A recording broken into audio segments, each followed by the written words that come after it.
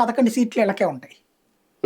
ఆ తర్వాతనైనా వీళ్ళకి వచ్చే సీట్లను బట్టి ఉంటుంది. ఇప్పుడు క్రిందటిసారి ఉందనుకోండి, చంద్రబాబుకి 102 రావటం, వాళ్ళకి కలిపి మొత్తం 107, వీళ్ళకి 67 వచ్చినాయి.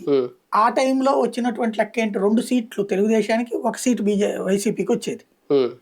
ఇప్పుడు అట్లాంటి విజయమే వచ్చింది అనుకోండి ఒకవేళ తెలుగుదేశానికి, 2-1.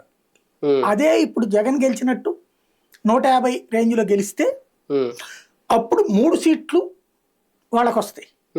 అప్పుడు కూడా ఏది 2026కి అప్పటిదాకా అప్పుడు కూడా వీళ్ళకి 3 సీట్లు వస్తాయి. వీళ్ళకి అప్పటికి 11లో 3 తగ్గితే ఇంకా 8 ఉంటాయి.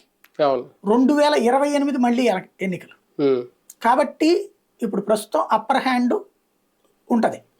ఇంకోటి అక్కడ బీజేపీకి కావాల్సింది ఏంటి, రేపు రాజ్యాంగ సవరణలు చేయాలి, చాలా వ్యవహారాలు ఉన్నాయి. వాటన్నిటిలో రాజ్యసభలో వైసీపీ మద్దతు కావాలి. ఇంకోటి చంద్రబాబును అపారంగా ప్రేమించాల్సిన అవసరం ఏం లేదు. చంద్రబాబు నాయుడు నమ్మదగ్గ మిత్రుడు,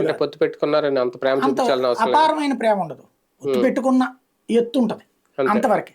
అపారమైన ప్రేమ ఎందుకు కనిపించడంటే ఆయన నమ్మదగ్గ మిత్రుడు కాదు. జగన్ వచ్చేటప్పటికి తన 5 ఏళ్లలో అతను ఎన్నికల్లో పొత్తేం పెట్టుకోవాలా, రాష్ట్ర ప్రభుత్వం కేంద్ర ప్రభుత్వ సంబంధాల్లో భాగంగా సహకారం పొందాడు, ఇంకా కొంచెం ఎక్కువ పొంది ఉండొచ్చు మిగతా రాష్ట్రాలతో పోల్చుకుంటే.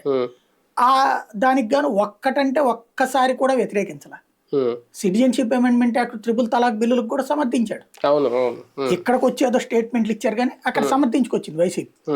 తద్వారా ఇబ్బంది పెట్టని నమ్మదగ్గ మిత్రుడు జగన్, ఇబ్బంది పెట్టే నమ్మదగని మిత్రుడు చంద్రబాబు.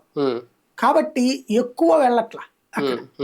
ఇప్పుడు నేను మాట్లాడిన దాంట్లో కూడా ఎన్డీఏ ప్రభుత్వం గురించి మాట్లాడారు, కాంగ్రెస్ గురించి మాట్లాడారు,